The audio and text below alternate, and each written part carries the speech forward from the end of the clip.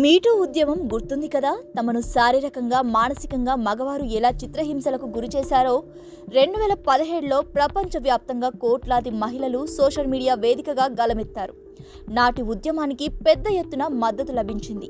Scene cut చేస్తే 2024 December ఇప్పుడు social మీడియాలో మెన్ టు హ్యాష్‌ట్యాగ్ ట్రెండ్ అవుతుంది. Crime to be a man in India అంటే భారత్లో మగాడిగా పుట్టడమే పెద్ద నేరం అనే లైన్ ఎక్కువగా వినిపిస్తోంది.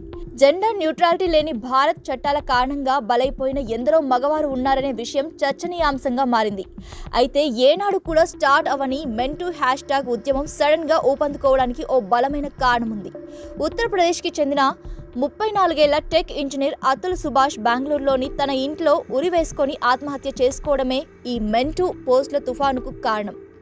తన మరణానికి కారణం తన భార్య ఇండియన్ సిస్టమ్ సపోర్ట్ లేకపోవడమేనని 24 పేజీల సూసైడ్ నోట్లో సుభాష్ రాయడం సంచలనం రేపుతోంది. అంతేకాదు, సూసైడ్కు ముందు ఓ 90 నిమిషాల వీడియోను రికార్డ్ చేసి దాన్ని సోషల్ మీడియాలో షేర్ చేశాడు సుభాష్.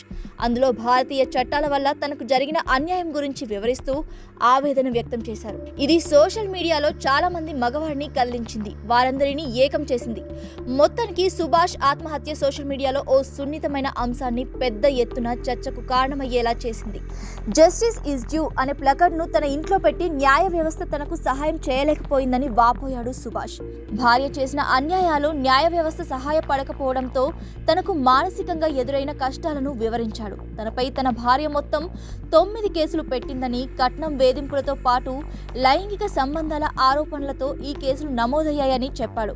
నిజానికి సుభాష్ దంపతులు చాలా కాలంగా దూరంగా ఉంటున్నారు. కరోనా సమయంలో ఈ ఇద్దరికి గొడవలు అయ్యాయి. సుభాష్ భార్య కరోనా బారిన పడినప్పుడు అతను ఆమెను అన్ని విధాలా అండగా నిలిచాడని, అయితే ఆమె మాత్రం సుభాష్ మాట వినేది కాదని అతని స్నేహితుడు చెబుతున్నాడు.